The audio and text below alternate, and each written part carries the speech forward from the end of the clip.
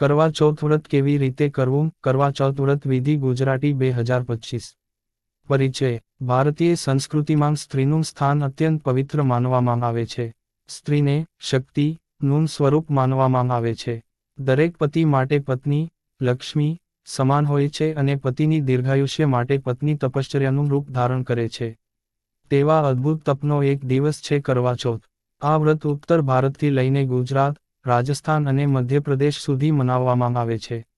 આજના સમયમાં પણ લાખો સ્ત્રીઓ આ વ્રત શ્રદ્ધાપૂર્વક પાળે છે. કરવા ચૌથનો દિવસ અને સમય કરવા ચૌથ મુહૂર્ત 2025 કરવા ચૌથ 2025 માં કાર્તિક મહિનાની કૃષ્ણ પક્ષની ચતુર્થી તિથિને મનાવવામાં આવશે. આ દિવસે સ્ત્રીઓ સૂર્યોદયથી લઈને ચંદ્રોદય સુધી નિર્જલા ઉપવાસ રાખે છે અને રાત્રે ચંદ્રદેવના દર્શન કરીને પૂજા કરે છે. મુહૂર્ત આશરે ચતુર્થી તિથિ પ્રારંભ 10 ઓક્ટોબર 2025 સાંજે 6:45 વાગ્યે. ચતુર્થી તિથિ સમાપ્તિ 11 ઓક્ટોબર 2025 સાંજે 8:10 વાગ્યે. ચંદ્રોદય સમય રાત્રે 8:55 થી સવારે 9:15 વાગ્યા વચ્ચે. સ્થાન અનુસાર ફેરફાર.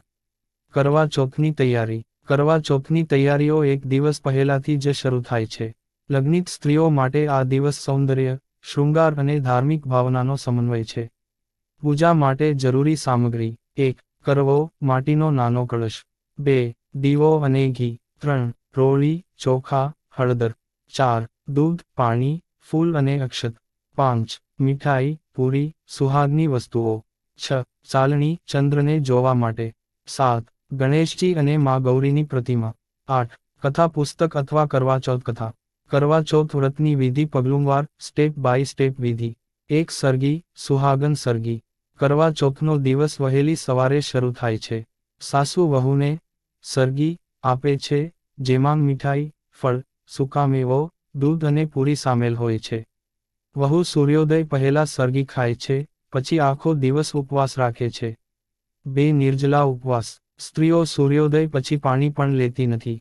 આખો દિવસ પતિના આયુષ્ય માટે પ્રાર્થના કરે છે.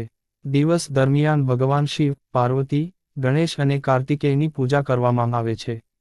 3. મધ્યાહન પૂજા. બપોરે સ્ત્રીઓ એકઠી થઈ કરવો ના પૂજન માટે ભેગી થાય છે. દરેક સ્ત્રી પોતાનો કરવો પાણીથી ભરે છે અને રોળીથી તેની અલંકાર કરે છે. પછી ગીતો અને વ્રતકથા સાંભળવામાં આવે છે. 4. કથા વાંચન. કરવા ચૌથની કથા સાંભળવી આ વ્રતનો સૌથી મહત્વપૂર્ણ ભાગ છે. માન્યતા છે કે વિધિપૂર્વક કથા સાંભળવાથી અને બોલવાથી વ્રત પૂર્ણ માનવામાં આવે છે. કરવા ચૌથ વ્રત કથા. કરવા ચૌથ કથા. એક વખત વિધવા બન્યાના દુઃખથી ઘેરાયેલી એક સ્ત્રી દેવીઓની શરણ આવી. તેણીએ પૂછ્યું, હે દેવી, એવી કઈ રીત છે કે પતિની આયુષ્ય લાંબી થાય? ત્યારે માતા પાર્વતીએ કહ્યું, જો તું કાર્તિક કૃષ્ણ ચતુર્થીના દિવસે ઉપવાસ રાખી, કરવો પૂજે અને ચંદ્રદર્શન પછી જ ખાય, તો પતિને દીર્ઘ આયુષ્ય પ્રાપ્ત થશે. એક વખત એક સાહુકારની 7 દીકરીઓ અને એક બહેન હતી. બધાએ કરવો ચૌથનું વ્રત કર્યું. સૌથી નાની બહેનના પતિને ભૂખ લાગતી હતી. બહેનના ભાઈઓએ કુટિલ બુદ્ધિથી દીવો બતાવી કહ્યું કે ચંદ્રોદય થઈ ગયો છે. તેણીએ વ્રત તોડ્યું. થોડા સમયમાં જ તેના પતિનું અવસાન થયું. તેણીએ દુઃખી થઈને પાર્વતી માતાને પ્રાર્થના કરી. માતાએ કૃપા કરીને પતિને જીવિત કર્યો અને કહ્યું કે હવે તું સાચી રીતે વ્રત કરજે. તે દિવસથી વ્રતનું મહત્વ વધ્યું. ચંદ્રદેન અને પૂજન વિધિ. રાત્રે ચંદ્રોદય સમયે સ્ત્રીઓ થાળી સજાવીને બહાર જાય છે. થાળીમાં દીવો, ચાલણી અને કરવો રાખવામાં આવે છે. સ્ત્રીઓ ચાલણીમાં ચંદ્રને જુએ છે. પછી તે જ ચાલણીમાં પતિને જુએ છે. ત્યારબાદ પતિને પાણી આપીને ચંદ્રને અર્ઘ્ય આપે છે. અંતે પતિ પોતાના હાથથી પત્નીને પાણી પીવડાવે છે અને ઉપવાસ પૂર્ણ કરે છે. કરવા ચૌથનો મહિમા. કરવા ચૌથ. 1. પતિની દીર્ઘ આયુષ્ય માટે. આ વ્રતનો મુખ્ય હેતુ પતિના આયુષ્ય, આરોગ્ય અને સુખ માટે પ્રાર્થના કરવાનો છે. 2. સૌભાગ્ય વૃદ્ધિ. કહેવાય છે કે જે સ્ત્રી શ્રદ્ધાથી આ વ્રત કરે છે તેને અખંડ સૌભાગ્ય મળે છે. 3. દાંપત્ય સુખ. આ વ્રત પતિ પત્ની વચ્ચેનો પ્રેમ, વિશ્વાસ અને સંબંધની ગાઢતા વધારે છે. 4. ધાર્મિક તથા વૈજ્ઞાનિક દૃષ્ટિએ, ઉપવાસ શરીરને શુદ્ધ કરે છે, મનને એકાગ્ર બનાવે છે અને ચંદ્રના દર્શન માનસિક શાંતિ આપે છે. કરવા ચૌથના ઉપાય અને માન્યતાઓ. પૂજા વખતે ગણેશજીનું ધ્યાન અવશ્ય કરો. ચંદ્રને દૂધ અને ચંદનથી અર્ઘ્ય આપવાથી માનસિક શાંતિ મળે છે. વ્રત પછી ગરીબ સ્ત્રીઓને સુહાગની વસ્તુઓ દાન કરવી શુભ માનવામાં આવે છે. જો કોઈ સ્ત્રી પ્રથમવાર વ્રત કરે તો તેને મોટી સ્ત્રી પાસેથી વિધિ શીખવી જોઈએ.